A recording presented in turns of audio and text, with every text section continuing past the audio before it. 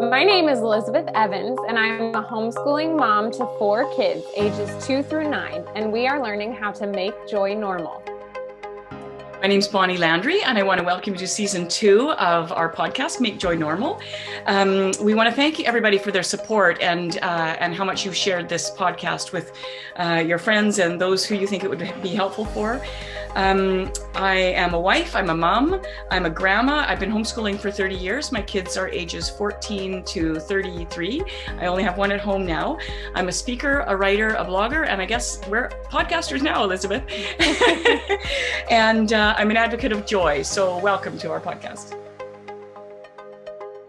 Welcome everybody to this evening's podcast. We're really excited for our guest today. I have a couple of announcements first.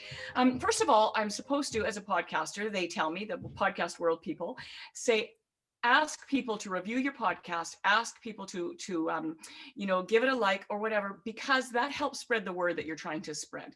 And what we're trying to spread here is making joy normal. So the more you do that, the more you put out reviews and likes on our podcast, the more this will come up on the top of people's feed, and they will get to share in all the joy with us. So we just want to encourage you to do that. Also, I have another podcast. Many of our listeners will already know this. I have another podcast for Catholic moms called Martha, where I just deliver, 5 or 10 minutes of encouragement in the mornings. I'm going to start doing some little bit longer podcasts off of that one, because a few things have come up that I would like to address in a larger way. So I'm not quite sure how this is all going to look, but I do have one scheduled for next week. So I'll continue doing the morning podcast, but the next week's podcast, I'm interviewing a priest friend of ours. His name is Father Harrison. And if you're not Catholic, you're welcome to join us too. He's going to be talking about a question I've had. What is the parents' role in the education of their children, right? We are considered to be by the church the primary educators of our children. So what does that mean? And what maybe does that look like? So Father Harrison is a very dear friend of ours. He's also a podcaster at Clerically Speaking, if anyone's familiar with that podcast. So join us next week. We're interviewing Wednesday, so it should be out, a couple of days after that, and I'll keep people posted by Instagram and Facebook. So I want to welcome Kileah McIlvaine, who does have a mouthful of a name. We had to go over that. How often is that mispronounced, right? Oh, all the time. Oh, I bet. So welcome so much, Kileah. We're so glad you're here. I came across Kileah via Instagram because she was very open about mental illness and things going on in her life and homeschooling. And I had a question come up. Somebody submitted a question saying, if I suffer from depression, should I homeschool? Can I homeschool?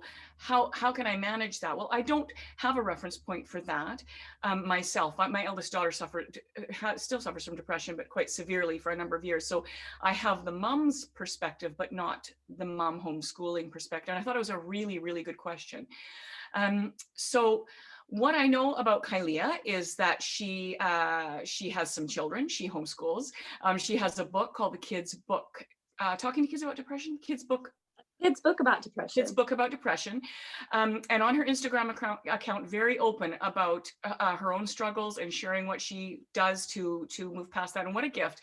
I've clicked on a couple of your videos and whatnot. It's really, really lovely, because it's such an important question.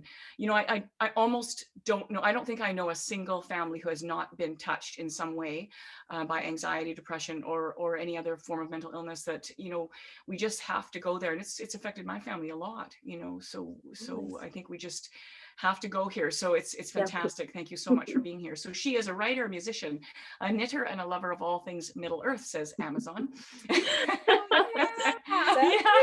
Yeah, we're sisters. And she lives in Washington State. So I was just hoping you could tell us a little bit first about your family. Goodness. Well, my husband and I are actually the oldest in our families. We didn't know each other growing up, but I was the oldest of 4. He's the oldest of 7. We both grew up in the same homeschooling community, him in Portland and I in Vancouver. So we're both veteran homeschoolers. Wow. With our own experiences, as well as growing up in 2 different denominations before we converted to Orthodoxy. And so we decided back when our oldest was a baby, we're like, well, I think we want to homeschool. What does this look like for us? And this was before I was diagnosed with anything. Um, some of the baggage that we had kind of brought in from some of our own homeschooling experiences, as well as some of the wonderful things that came out of that. So we're like, okay, well, what does this look like for us? Well, after I got diagnosed with depression and then eventually with bipolar 2 disorder, actually, it was a lot, but it also explained a lot and helped us to kind of shift our vision and understand like what boundaries and care looks like for our family and how to stay open. So that's kind of where we're at. We've been homeschooling for about 9 years. My oldest is 4 and 3. He's like 7th, 8th grade. Okay. He is on the spectrum. I have another daughter with ADD. And so we have we have a myriad of challenges, but very, very thankful to be on this journey. And I'm not going it alone, which I also Yeah, that's exactly. how we do it. So That's a key. that's Are you in the Seattle area? I'm not. Well, I'm actually down on Okay. the south end or south Okay, part of Washington. closer to Vancouver. I'm very close Okay. to Portland. So Okay, nice, beautiful area. A lot like here, actually. quite, yeah. Yeah, very green, lovely. Okay, well, that's wonderful. And so, sorry, your kids' ages again, just run that past me. Let's see here. I was caught up in the story. No. Owen is 12. He'll be 13 in June. Nice. Then Imogen is 11, and then have 8, almost 9, and then 7. So oldest is a boy, and then 3 girls. Oh, nice. Okay, Okay. that's lovely. Okay. Yeah. Do you want to take away the next question? Yeah. So, well, you kind of answered this a little bit, but just maybe a little bit more specifically, how long have you been homeschooling? For about 9 years. Okay, so the kids have Wow. never been to school then, we presume. Nope. Yeah. Okay. Cool. That's awesome. So Yeah. it's still going strong. I know. For real. Some people are like, wow, like 9 years. Like, what is it? I was like, well, they're like, that's got to be really like difficult. And I'm like, well, yeah, it's not easy, but it's kind of the only way I know how to do it. So Yeah. Yeah. Well, that's it. It's, being that you're both homeschooled, the mystery is gone, right? Indeed. Which is great. I feel that for my kids, my 3 daughters who are married and 2 of them are homeschooling, and they're, they're finding their own way. They have to, but it's not like I'm homeschooling, they're not grappling with that. Right. Yeah. Elizabeth's husband also homeschooled. Yeah. So that definitely makes it easier. Oh, that's awesome. Well, for him anyway. Oh yeah. Oh yeah. So at what point in your homeschooling journey were you diagnosed, or was it before homeschooling started? I was diagnosed about 6 years ago. Okay. It wasn't too long after my youngest was born. She was probably about a year and a half. Okay. And I kind of suffered just a complete breakdown, actually. We were at the time, we were going to an evangelical church in Portland, both serving as music leaders in the church. And we were on our way there, and I don't know what was the catalyst for it. It must have been God. Yeah. But I just came apart, and he like stopped the car at Laurelhurst Park. This is a beautiful old park on the east side of Portland, and just we walked around for about 3 hours. There was a Midsummer Night's Dream like being performed out on the lawn. It was so bizarre, but I just remember falling apart in front of my husband and saying, like, I can't do this anymore. I feel like I'm like not good as a mother and as a wife and as a human being. And it would be so much more beneficial if I just weren't here anymore. Like, I just don't want to be alive anymore. I don't understand why I feel like I'm suffering so much. Yeah. And you have 4 very small kids at this point, right? Yes, Yeah. exactly. Yeah. I had not been screened for postpartum depression. I had not been, I don't think I even understood what I was feeling. Like, it wasn't as if I was completely isolated. but it was Right. just, here I was educating 4 very small children. They were all very close together in age. Yeah. And for as incredibly supportive as my husband was in my community, it, depression doesn't always just, crop up only when you're isolated. It's Mm. sometimes there's just nothing's really triggering, it's there. And Yeah. so finally It's getting chemicals. Yeah. diagnosed with that was kind of that catalyst for seeking treatment, understanding what my brain and my body were actually going through. And that made a difference Yeah. because, thankfully I fell apart in front of somebody who just listened Yeah. and was completely supportive. He's like, let's get you help. Yeah. And there was no judgment, there was no fear. And I think that it was just because I had nothing else, there was no shame or anything involved in that, which can quite possibly keep, many people, especially I think when you're in the position of a mother and a home educator, to be like, Mhm. my brain is falling apart and I don't know what to do. Like, it doesn't mean you're a Yeah. bad person. It means you need help. And, Yeah. Right. it's a sickness and you need help when you're sick. So Exactly. We always talked to our oldest daughter that we always talked about this in the vein of, if you had diabetes, you would, because for a long time for her, it was really, I asked her if I could share some of her story while we were talking with you, but this is prior to being a mom, right? She's a fairly new mom. But when she was, 17, 18, 19, she didn't want to tell her friends. She didn't want to, it was so hard because she didn't want anyone to know except me. She didn't even want her siblings to know, right? And, this is a really tough place to be. And so that was the framework we were, if you had diabetes, you would tell your friends. They can pray for you. They can support you. They can understand why you say no to things. There's so many reasons why you would want them to know, right? And that was a big breakthrough to actually be public about it. absolutely. And I feel like my children have several advantages growing up the generation they do, because mine was on the cusp of people even being okay talking about any of that. Yeah.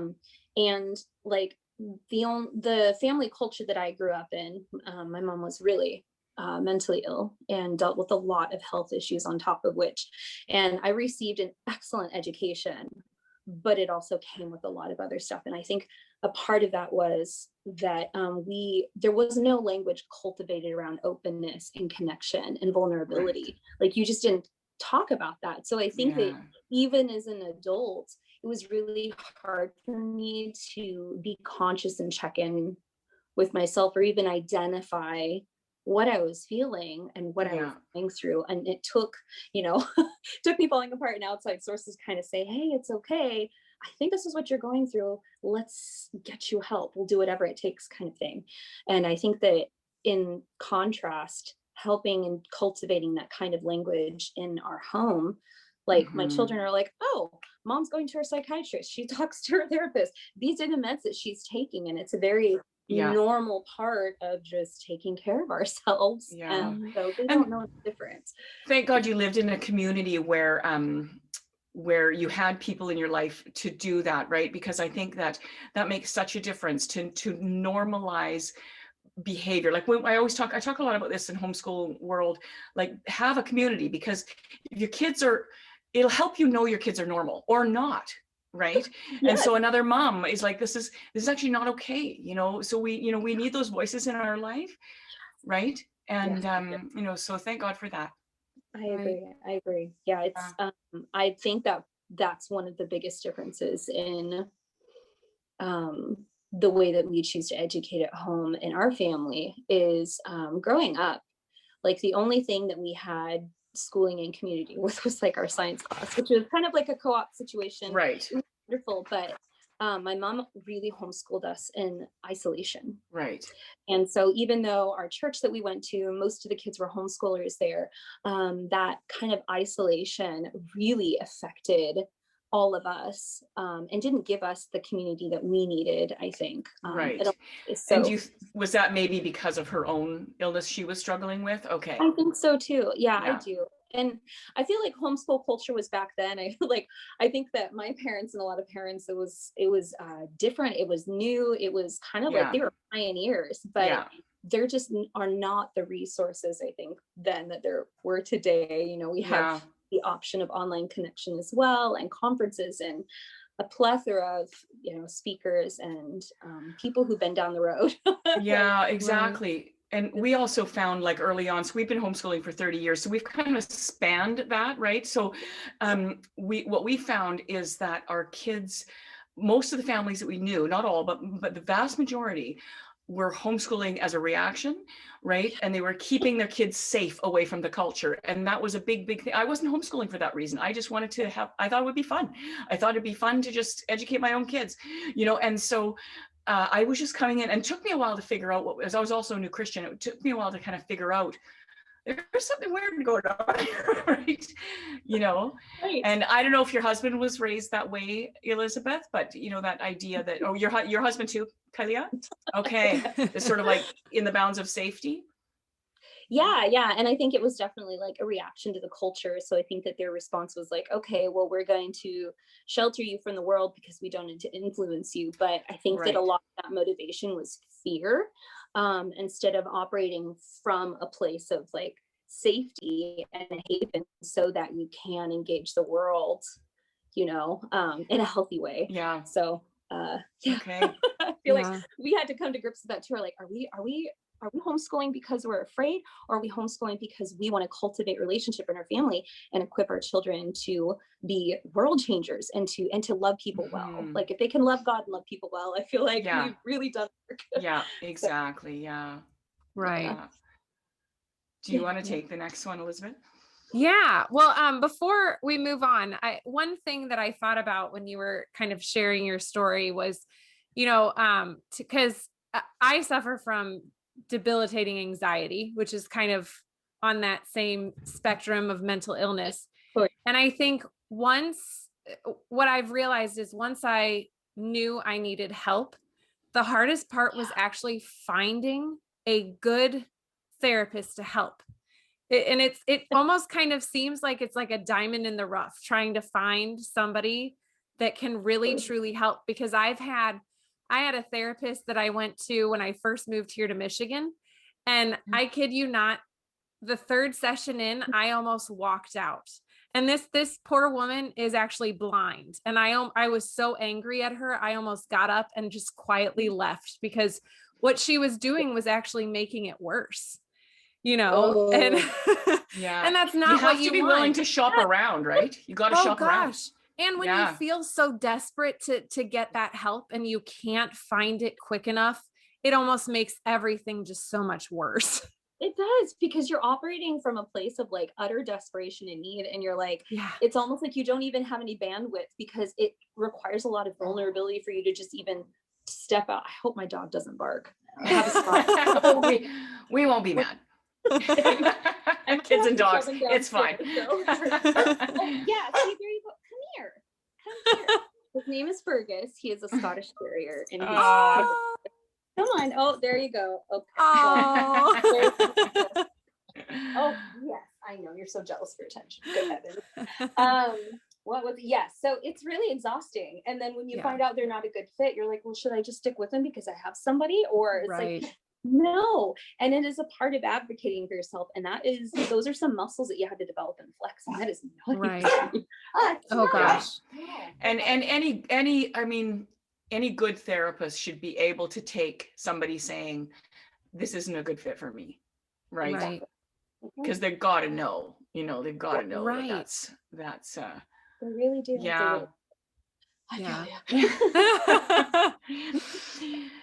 So what do you find dealing with mental illness? What do you find the biggest challenge to homeschooling? Oh my goodness. I think one of them would be triggers, especially mental and emotional triggers, because of my own upbringing.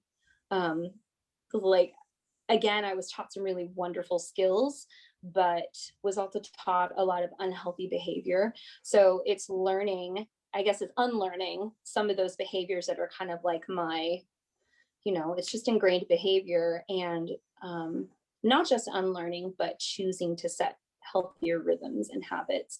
and not taking my children's own like resistance or emotional responses personally, which I didn't grow up that way. It was like everything was an affront to the way, I grew up, without, bashing my mom. I think she did the best she could.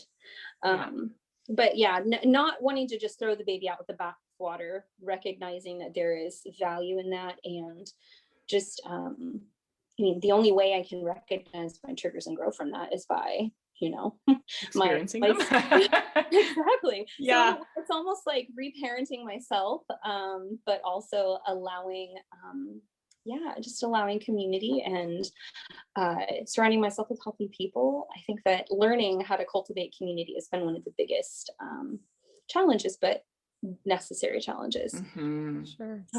Yeah. And especially like, I think, that's probably the biggest thing. Okay. Anyway. Yeah. Oh, good heavens. As long as I'm petting him, I don't think he's going to bark. Okay. It's not a problem. Don't worry about it. We'll put the mic, just put him near the mic. Let him bark. Do you want to take the next one? Yeah. So do you have 3 keys to managing, homeschooling life successfully? Success is not linear. Yes. That's what I would say first. I would say that I actually wrote them down, so pardon me. Oh, that's good. I think that because I also deal with several health issues that can actually be pretty debilitating. So I have the mental aspect and then I have the physical aspect, which means I can't do what some other moms do, and that's okay. Recognizing my limitations. But the first one would be having a plan and a rhythm, simple, that works, but also is flexible. And know that my needs, it's okay to meet my needs, and for those needs to change over time, and for my children's needs to move and shift over time. And then that doesn't mean that things are necessarily failing or working. It just means it needs to change. So honestly, having simple rhythms as far as how does the home get cleaned and taken care of? What does it look like to have work, or like our time protected, our rest? Like what does our family rhythm look like? How do we deal with conflict? Those kinds of things. What do I do when I'm having a mast cell flare up and my body physically cannot get up? What does that look like? Does it mean just snuggling up in bed and listening to a podcast? Yeah, it does. And recognizing that those things are valuable too, and that ultimately it is my job to give them a good education, but more than that, it is my job to love them well, and the way that Christ has loved us. So that would be the first one. Okay, no, that's good. Thank you. The next one would be, again, as we talked before, about cultivating community and connection within the home education community, and find the things and the people that encourage you and speak to you. Find resources. I'm not going to go out and look for things of why homeschooling shouldn't work in this environment kind of thing. I'm going to look for the people who encourage me. One of the biggest encouragement to me ever has been Sally Clarkson.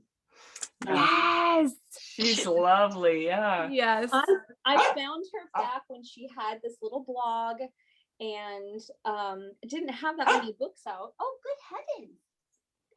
And she just, there was something about her, and I almost felt like she was countercultural to maybe some of the more traditional kind of like hardline voices in the parenting and home education community.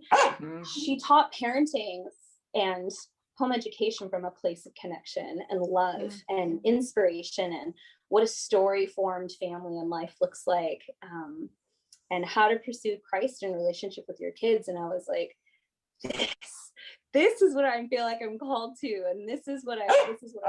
So her just so full of love, right? So full of love. Yeah. And so I'm so thankful that the whole Clarkson family is doing what they're doing. It's just been super encouraging. And books, podcasts, all of that, anything. So that, and I would say my third one would be to seek peace and healing from your entire being, so that you can operate from a place of humility, connection, and courage. And I would say that us converting to Orthodoxy has been really healing for us, even though we both grew up in the Protestant church. I think that, one of the big things that Orthodoxy teaches is that the church is a hospital, and this is a place to receive healing from everything, and for us to be more fully human. And so getting to discover these things as an adult, that wow, these things are meant for our benefit and for our good, that medication's okay to take.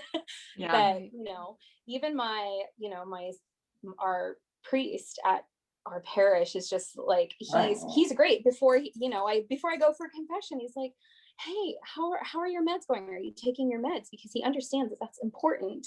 Yeah. In giving me spiritual counsel. I have a great counselor. It's good. It's really, really good. So, yeah. So, and also just when, in Catholicism, like Orthodoxy, that our suffering is meaningful. Suffering right? is meaningful. And so, our suffering has value. It's meaningful. It's united with Christ, so that all of that comes into it too, right? That's a huge component. And I know that people have converted simply for that reason, right? That suddenly suffering makes sense, right? And you've suffered, you've done a lot of suffering. Yeah. Was there anything else on your list? Because I had a question to ask you about that. Something on your list. Goodness. You know what? I'm about to put this downstairs. Yes. Okay, he's gonna get a credit in our podcast. Yeah, he totally is. Yeah. Let's see. I think that that's it. Those are my 3 main points. Okay, so the question that came up for me as you were listing those things, especially your first point about, being aware of what's going on around you and what your needs are and what your children's needs are. Do you plan regular time to assess that? Yes. Okay. I do. I really do. I'll do we usually have 3 terms in our school year. Right. I usually do, as far as home rhythms and school rhythms, I usually evaluate at the beginning of the end of the term, and it'll kind of tell me, okay, what worked, what didn't work, what am I getting burned out on, what do I need to drop, what do I need to pick up again, is there anything that I really need to work on? And yeah, I usually do it at the beginning of the school year, and then I try to check in once a week. Good. Yeah, once a week, usually on Sunday or Saturday night at best, to just kind of align myself so that we can go into the week. Yeah. Well, I've shared this several times on the podcast that every summer I would go through an assessment process. And I think that was vital. To me, every school year was a clean slate, and we had to assess what was going to go into that, as opposed to just assuming we're going to do something because we did it last year. But in your situation, that would have to be more frequent for sure. Right. And I'm sure, Elizabeth, too, with you, sharing anxiety, that assessment is a huge part of moving forward and not feeling like you're losing it. Right. Mm-hmm. Yeah. Right. Yeah. And I find that, I'm setting myself up for success when I choose to plan things and be organized. I mean, there is such a thing as over planning, which I can do. And then, it's like running a marathon. I think I'm sprinting until 3 months into the school year, and I'm like, I'm burnt out and I can't do anything anymore. Yeah. So it's kind of setting yourself up for that long term, but it still requires you to fuel yourself and check in and see where you need to change, how you need to pace yourself. Yeah. Oh, good heavens. Oh, this is your prime opportunity to just get pet. Do you want to take the next one, Elizabeth? Yeah. So what would your advice be on how we can support moms who struggle with depression? Oh man. Or any other challenge like that, right? Yeah. I think that one of the biggest barriers to even recognizing that in someone else is isolation, and which is far more tricky now with COVID. Right. And so it really takes a lot of intention on the part of anybody to reach out and choose to connect with somebody and be somebody who's not necessarily going out there to just I'm going to seek it out so that I can fix someone, but often I think the biggest gift that we can give somebody who's struggling is a gift of our presence, and just being a gentle ear, and just being present and being open, and being honestly okay with talking about uncomfortable things. It's a lot easier to hide it when we don't see people very often. It's a lot easier when we are polite and we kind of skim over the, oh, how are you doing? Oh my gosh, life is crazy right now. It's very easy to get caught up in the pleasantries, and it's much more intentional but uncomfortable to wade through those kinds of things. And we can't be that to everybody, but I think that truly makes a difference, being somebody safe that somebody can go to struggling. To reach out. So if I could ask, what advice could you give? Because I know I would love to be that ear for people, right? My problem is I am not good at, I think, I know that they don't always need feedback, but that ear. But I feel like I'm always giving off this vibe of, okay, I don't know how to handle this. And I don't want that, So how could we, as, good friends and listeners, kind of really give our attention and make sure they feel that we genuinely are there, if that makes sense? Absolutely. Well, I think that, those are great questions. I think I know. Oh, good. See? Oh, puppy. I think that off the top of my head, I think that I don't know if you guys have studied the Enneagram at all, but I am a 2, which is known as like the helper. But one of the biggest aspects of being a helper is respecting the boundaries of the people around you, but in a way, like, not everybody needs my help, but this is how I can be helpful. So saying, hey, I'm noticing this, or hey, I just want to let you know, like, this is me. This is what I suffer from.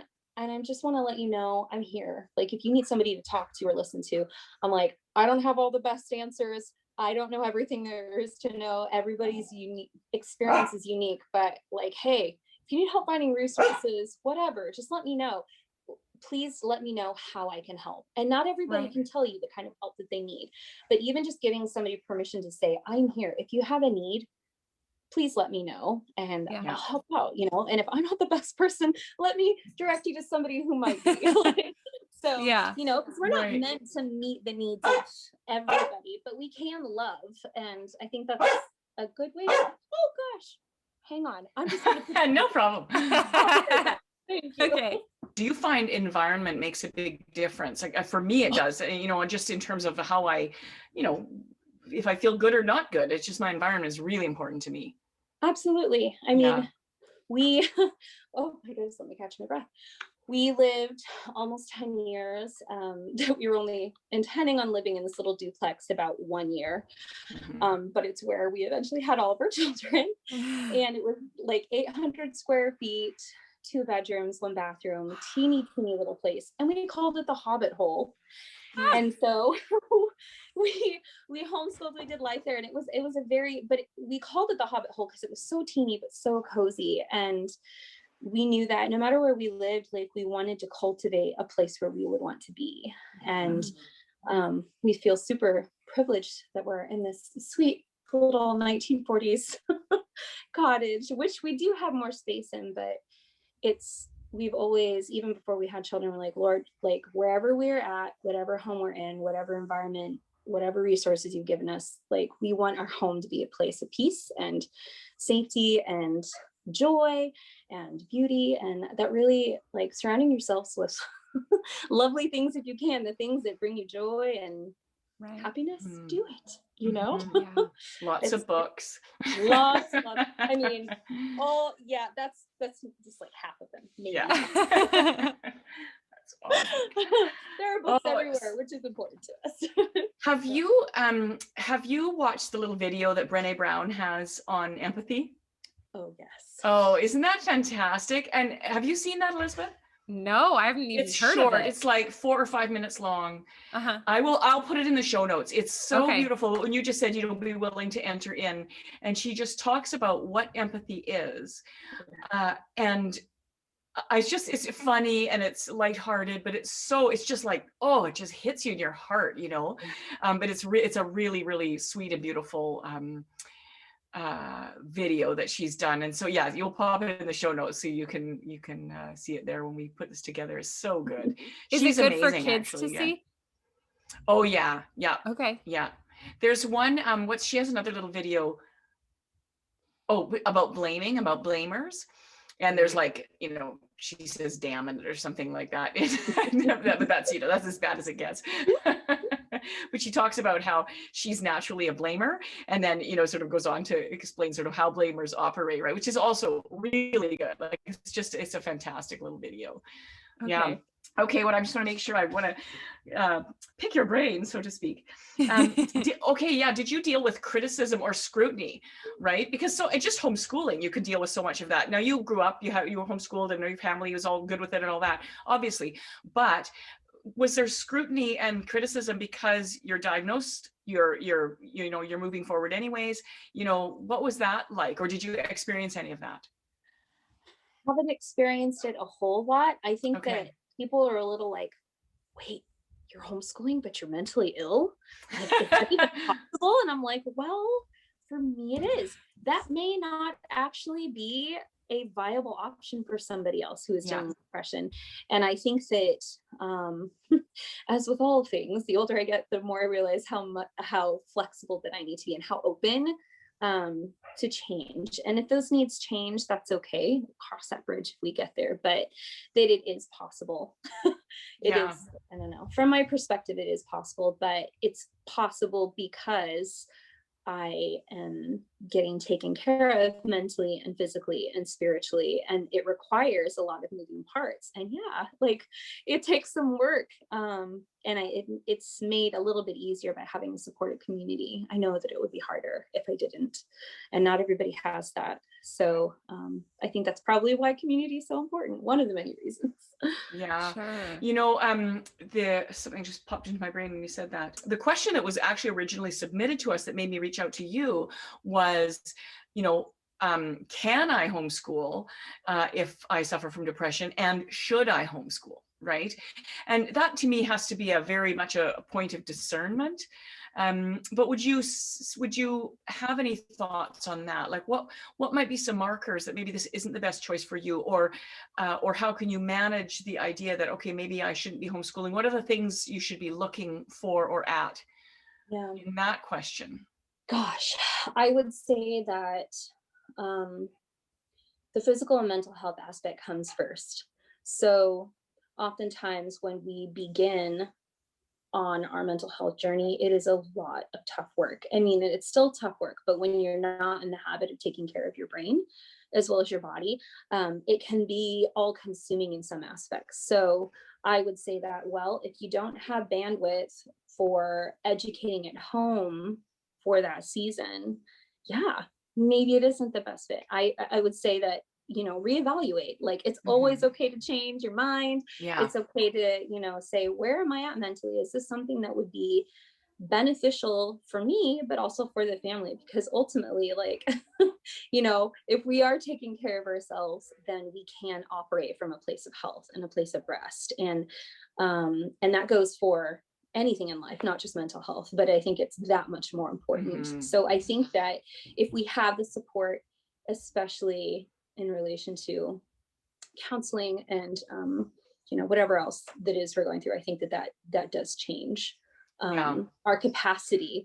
Like, because if you don't have the capacity for it, it's just not, I don't know. I just don't think it's going to be beneficial for anybody. Yeah, for sure.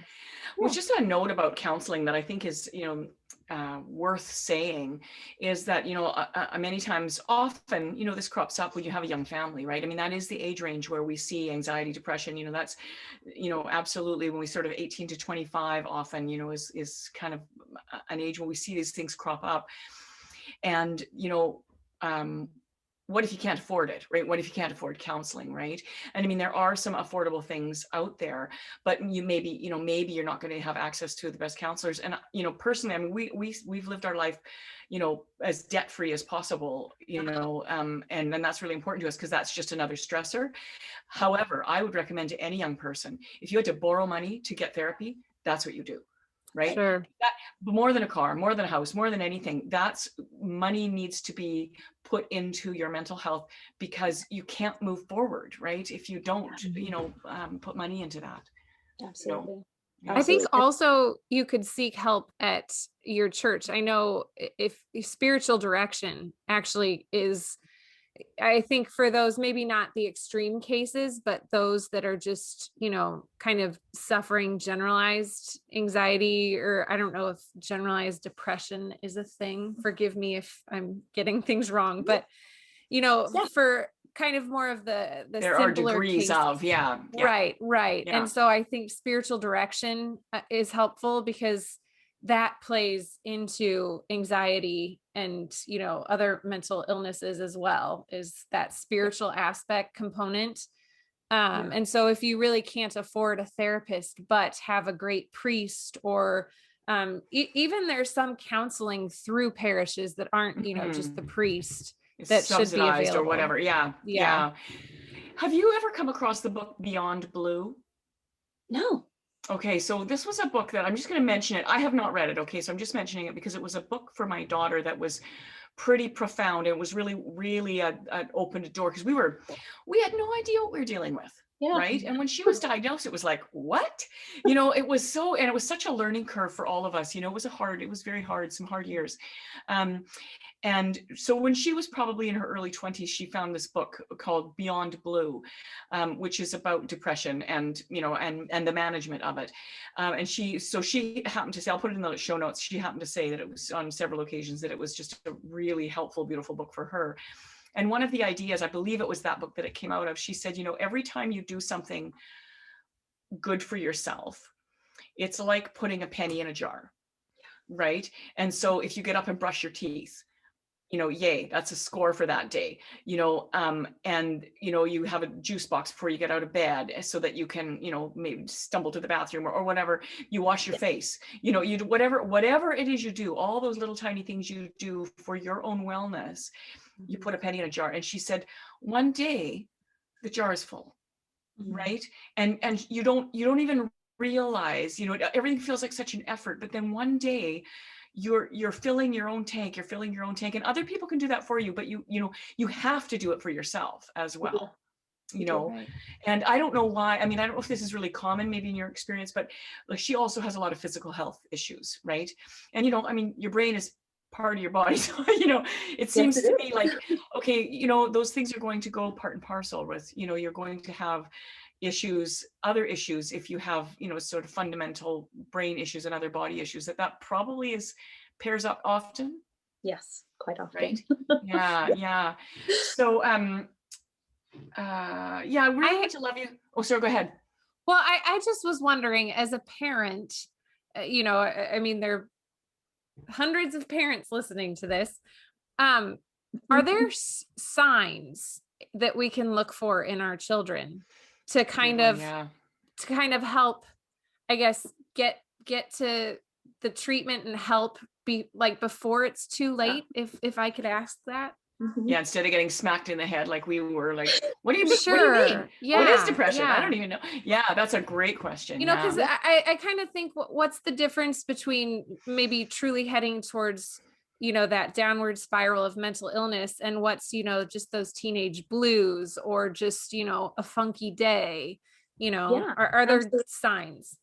Well, I have my book with me. Yeah. That was the next question I was going to ask. So maybe these we can just combine. Tell us about your book. And I feel like a lot of that is actually in the book that I talk about. Not that I have spent years researching it. It's mostly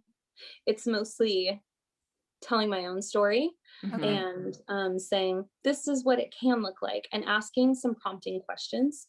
I have two of my children who deal with massive anxiety. And so, to the point where we've needed to give them occupational therapy, and just therapy in general, which has helped a lot. But it's like, I think it does go back to cultivating a home where it's okay to fall apart, and it's okay to have big feelings. It's okay to have bad day. Like, how do you recognize if it's not just a bad day, but it turns into a bad week or a bad month, or it's just this, you start seeing this. And I think that it requires discernment and health on our part to recognize what's going on.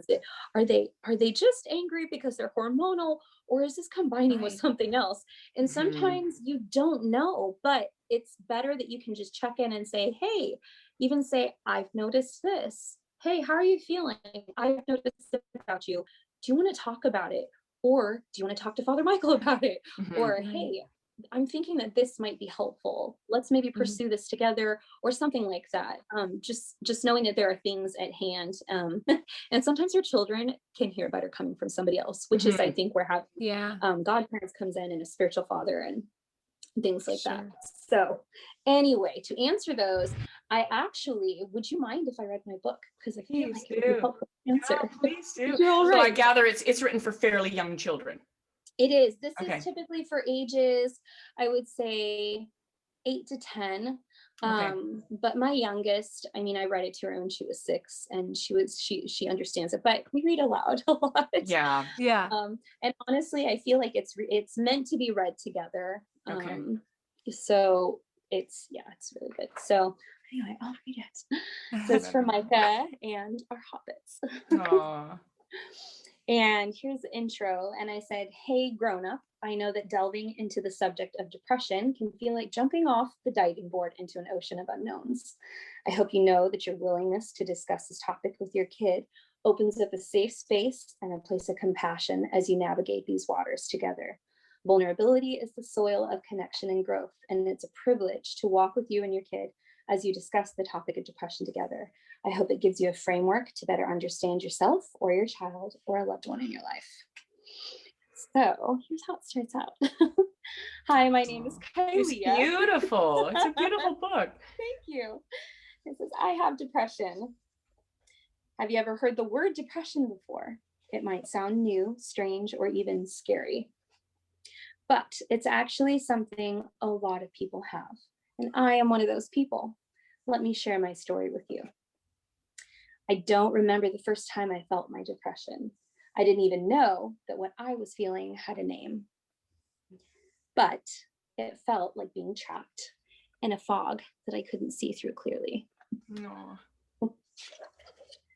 Talking, laughing, doing fun things didn't seem to matter anymore. And color even seemed to lose its color. Songs sounded like noise. And nothing felt kind or beautiful or safe. When I felt depressed, it made me feel lonely and scared. Like if I felt too much sadness, I would get swallowed up in that fog and disappear. For those of you who are listeners, I'm just going to say tune into YouTube for this portion because this is really beautiful. Thank you. Everything made me feel like crying or being angry, sometimes for no reason at all. And sometimes I didn't feel even when I wanted to. It seemed like anything I did or said was wrong and that I wasn't ever enough. And the longer that this went on, the more I would feel useless, wrong, bad, lonely, scared, and invisible. And of course, I thought I was the only one who felt this way. But maybe I wasn't the only one. Have you ever felt this way? Like there's a wall separating you from everyone else. Like you can't be happy no matter how hard you try. Like you don't get to choose how you feel. Like everyone thinks you're fine, but you're not. That's depression. Depression is the disorder that causes the brain to feel so sad, discouraged, and lonely that it gets in the way of living everyday life. So how did I find out I had depression? Well, one day I started to cry and I couldn't stop. and words and tears came flooding out of me like an ocean. And I told the most important person in my life all of the things that I had been feeling inside of me, the things that they couldn't see. I told this person about the fog, the sadness, and the loneliness. And they hugged me. Oh.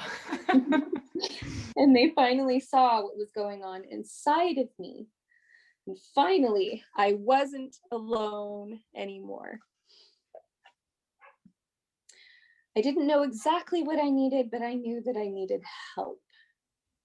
So I got help, and help looked like this: meeting with a doctor, letting myself feel, talking to others, giving myself a break, trying medicine, doing things I loved again, not having to be alone.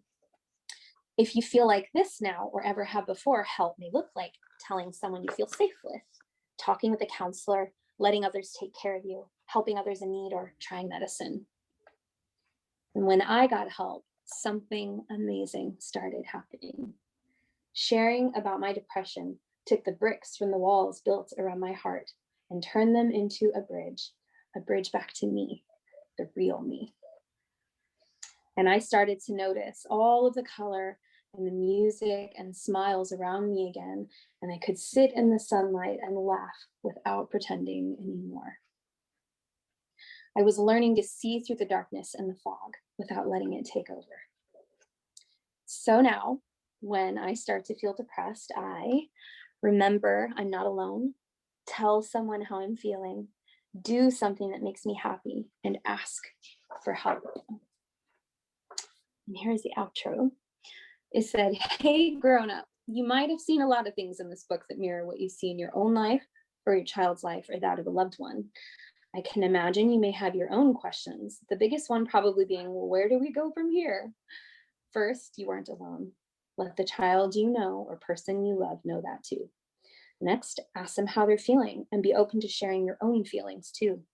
Share that you've noticed that things seem different with them and that you want to be there for them. After that, ask how you can help, even if they don't know exactly what they need. Do they need someone to listen? Can you help them find a doctor who can help? A group they can join? Above all, be there for them. Listen to them. Be open to how they're feeling." Oh my gosh. Oh, wow. Just I was tearing up weeping. for Me sure. too. Oh my It's so gosh. beautiful. That is no idea what- beautiful. I had no idea what to expect, right? I mean, I'd seen the cover, but that's, it doesn't really give away. Oh my Wow. It gosh. just, the sharing of your heart is just so Yeah. vital, so important. I was going to say, I I'm could so tell you grateful. poured your heart in that. Oh my I know, me goodness. too. What a gift to everybody who picks that up. Yeah, Oh, thank Yeah. you so much. that was amazing. Thank you for Yeah. letting me share. You know what I'd love to do? I would love to get your book and use it as a giveaway for our listeners. Fantastic. So if that would be great. Yeah, that would be really, love that. really cool. So I'll figure out some way of doing that. We just did another giveaway for something, but this would be, wow, what a thing. So if I can just share, I'll find a way of sharing it on Instagram and whatnot, but it was Fantastic. so lovely. Wow. Thank you. What was the impetus to write it? What were you? Gosh. Well, strangely enough, so my band that I had doing music at the church that I broke down on the way to, the guitarist on my band is, or was, his name is Jelani Memory, who started the A Kid's Book About company. Oh, and, wow. Okay. we were friends, and it was after we had all kind of spread out and gone our separate ways, and he messaged me on Facebook one day. He's like, "Hey, I have this crazy idea. Would you be interested in writing a kid's book about depression?" So it wasn't on my radar at all. And he's like, "I feel like people need to hear your story." And I was like, "Well, I'm not a professional." He's like, "I don't want a professional. I think that people are most impactful by your own story, and when you tell it, because nobody can tell your story the way that you can." Yeah.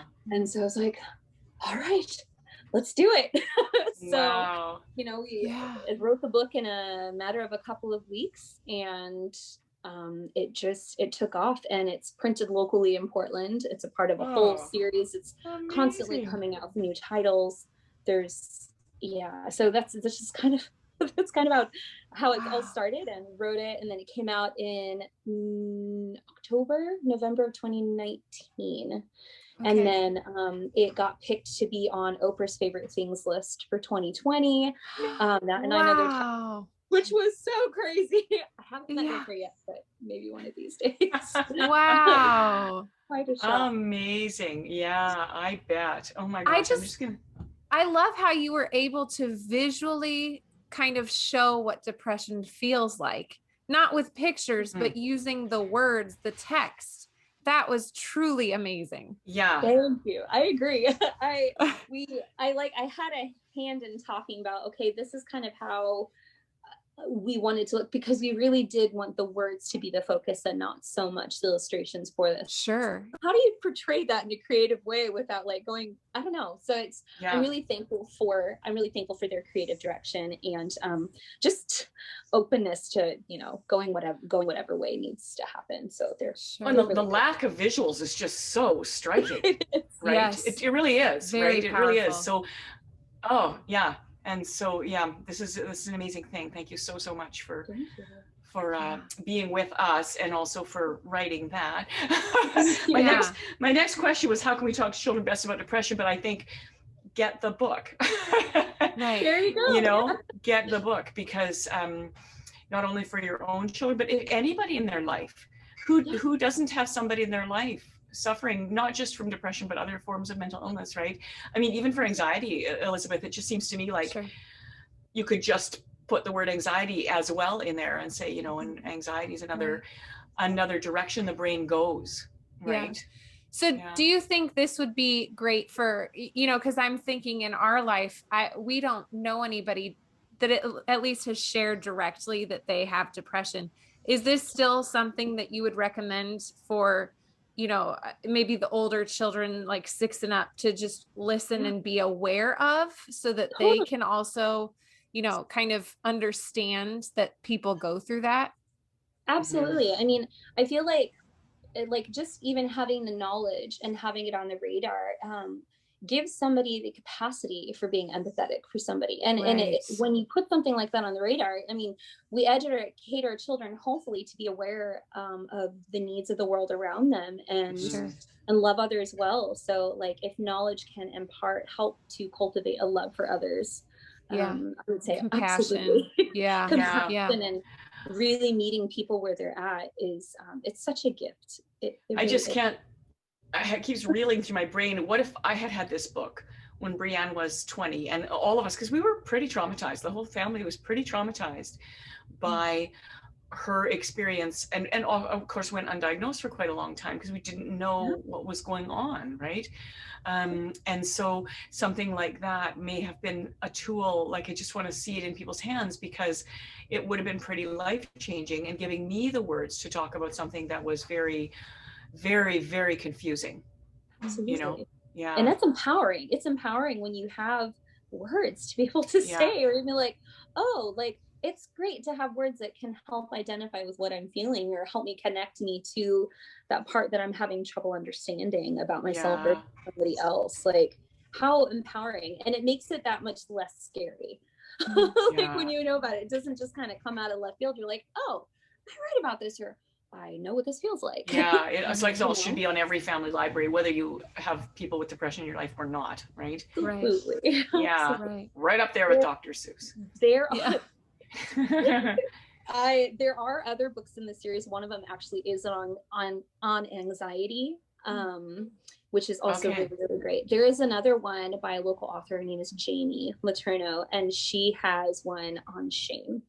And she actually is an incredible illustrator, but she actually did illustrations in her book. But she talks all about shame. And I feel like shame and anxiety and depression kind of have this, they overlap a lot. Oh, yeah. But there's get the trilogy. Right. So check out the website. There's a ton of We will, absolutely. And I'll link it here too. That would be great. Thank you so much again for being on. This has been a real treasure. Oh yeah. Thank you. Thanks for having me. I wanted to just hug you while you were reading that. I know. Like, can you be my mom? Right. How about Bonnie to be ours? Oh yeah. Okay. Well, God bless you, and thank you again. And we'll be in touch as soon as this is ready to roll. I'll send you the link. Sounds Thank you good. again. Have a wonderful evening. Thank And you you so too. Thank you. You too. much. Bye.